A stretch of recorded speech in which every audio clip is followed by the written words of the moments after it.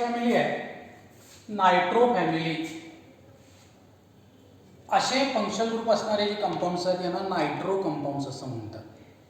म्हणजे nitro group हा N double bond O single bond O असेल की ज्यामध्ये ऑक्सिजन ॲटमवर निगेटिव्ह चार्ज असतो. या फंक्शनल ग्रुपचं नाव दिलेलं आहे नायट्रो ग्रुप.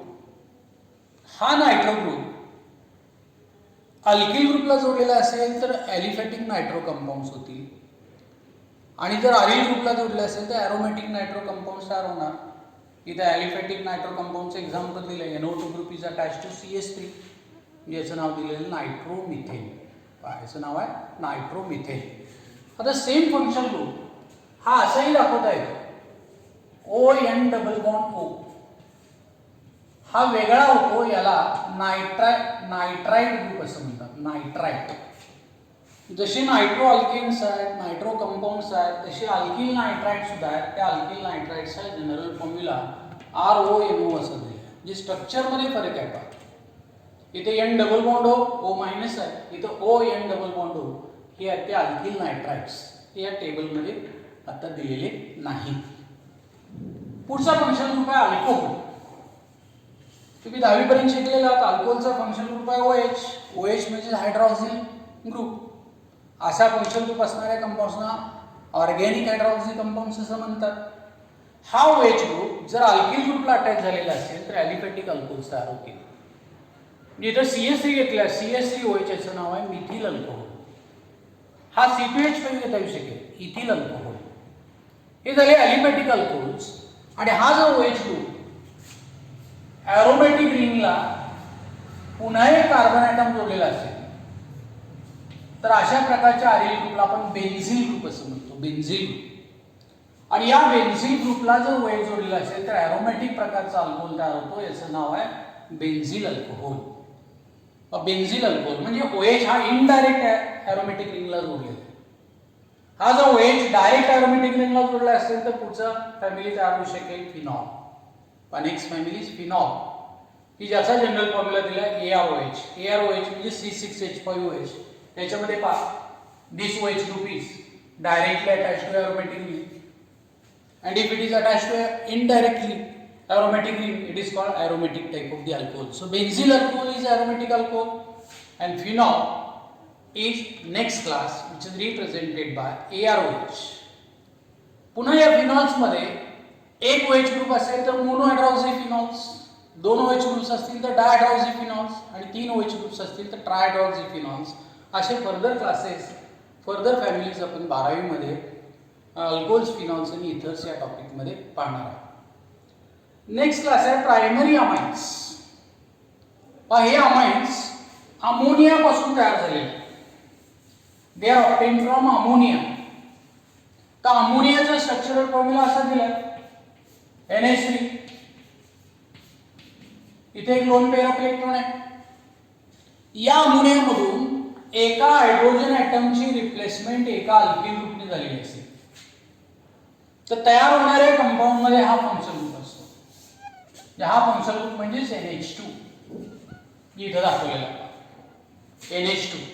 आणि अल्किल ग्रुप एक असल्यामुळं यानं mono alkyl derivative of ammonia असं म्हटलंय.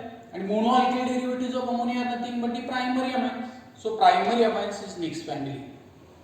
They are represented by structure of functional group single bond NH2 म्हणजे RNH2 असा यांचा जनरल फॉर्म्युला आहे.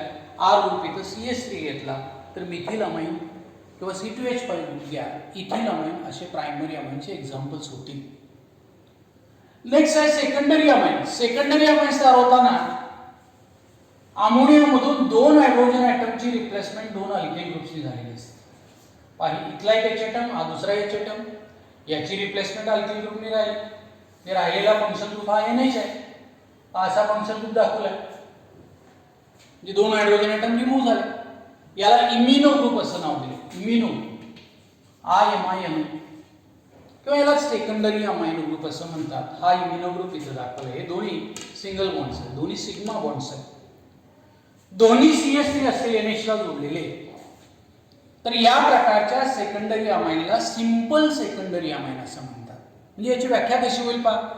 दे are obtained from ammonia by replacing two hydrogen atoms by two similar methyl groups. So it is simple secondary amine.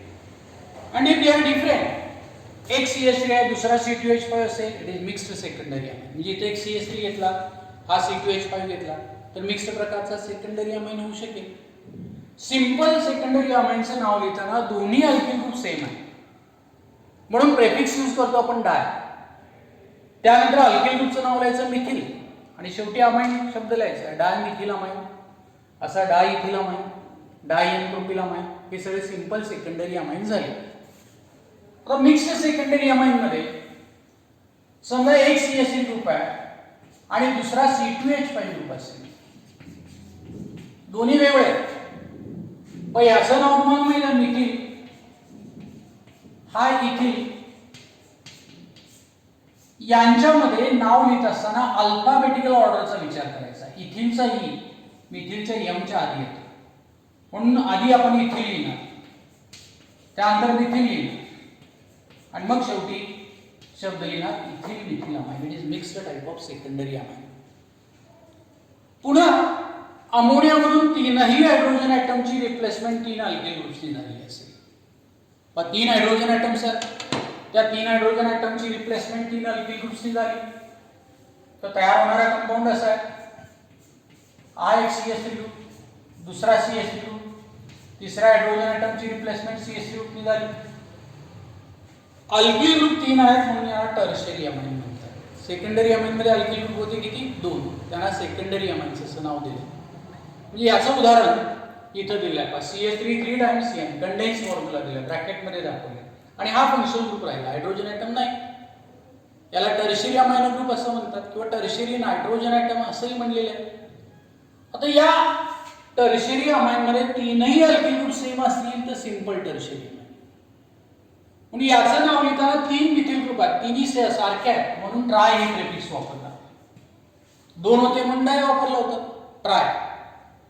त्या alkyl ग्रुपचं नाव लिहिणार methyl आणि मग नंतर शब्द लिहिणार आपण अमाइन, ट्राय मिथिल अमाइन. असा टर्शियरी सिंपल प्रकारचा अमाइन झाला. नेक्स्ट क्लास नंबर 10 पाहायचा आहे इथर. या इथरचा फंक्शनल ग्रुप दिलेला आहे COC, जे डायव्हॅलेंट ऑक्सिजन ॲटम अल्किल ग्रुपच्या दोन कार्बन ॲटम्सना यामध्ये अटॅच झालेले आहेत. म्हणजे हे दोन कार्बन ॲटम्स आहेत ते अल्किल ग्रुपचे आहेत. समजा दोन्ही CH3 घेतले आणि ते डायव्हॅलेंट ऑक्सिजन ॲटमला अटॅच झालेले असतील तर इथरमध्ये सिंपल इथरचं उदाहरण तयार होतं. आणि या सिंपल इथरचं नाव लिहित असताना दोन्ही सारखे अल्किल ग्रुप आहेत म्हणून डाय हे प्रेफिक्स वापरलं. त्या अल्किल ग्रुपचं नाव लिहिलं मिथिल आणि शेवटी शब्द लिहिला इथर, डाय मिथिल इथर. इट इज कॉल्ड सिंपल इथर as both alkyl groups attached to divalent oxygen atom are similar. If one alkyl group is CH3 and other is C2H5, this type of ether is called mixed ether. आणि या mixed इथरचं नाव लिहित असताना alphabetical order आपण follow करणार. म्हणजे याचं नाव आहे ethyl, आधी येणार ई, याचं नाव दिलं मिथिल, यम नंतर येईल आणि शेवटी शब्द लिहिणार इथर, इथिल मिथिल इथर. असा दोन्ही C2H5 घेतले तर डाय इथिल इथर तयार होऊ शकेल, सिंपल प्रकारचा इथर.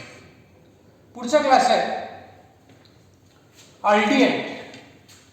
अल्डिहाइड म्हणजे CHO, जे कार्बोनिल ग्रुपला हायड्रोजन ॲटम जोडलाय, या ॲटमची नावं ठरलेली आहेत. याला कार्बोनिल कार्बन ॲटम म्हणतात, याला कार्बोनिल ऑक्सिजन ॲटम म्हणतात, कार्बोनिल हायड्रोजन ॲटम असं म्हणतात.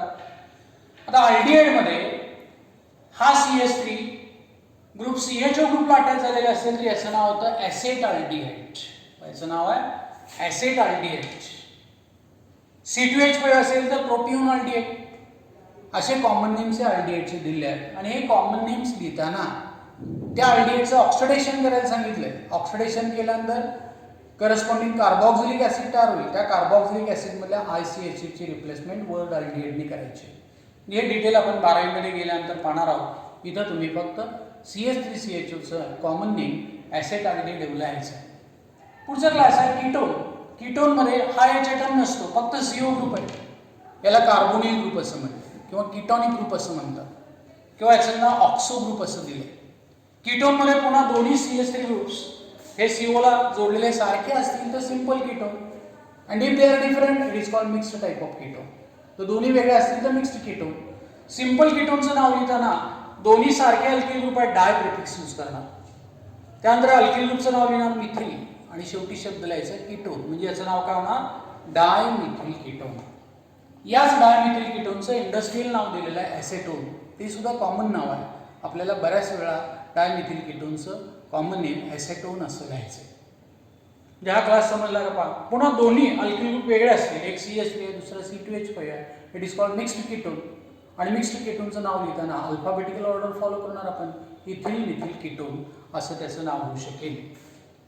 नेक्स्ट क्लास आहे कार्बॉक्सिलिक ऍसिड. आता कार्बॉक्सिलिक ऍसिड मध्ये क्रियात्मक गट दिला आहे तो COOH. म्हणजे याच कार्बोनिल ग्रुपला एक हायड्रॉक्सिल ग्रुप जोडलाय.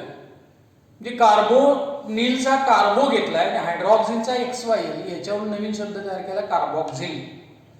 आणि म्हणून असा कार्बॉक्सिल ग्रुप असणारे जे ऑर्गॅनिक कंपाऊंड्स आहेत त्यांना कार्बॉक्सिलिक ऍसिड्स असं म्हणतात. यामध्ये CH3 ग्रुप COOH ग्रुपला जोडलेला असेल, कार्बॉक्सिल ग्रुपला जोडलेला असेल तर याचं कॉमन नेम होतं ऍसिटिक ऍसिड. इथं H ॲटम सुद्धा असू शकतो फॉर्मिक ऍसिड. C2H5 घेतला तर प्रोपियोनिक ऍसिड.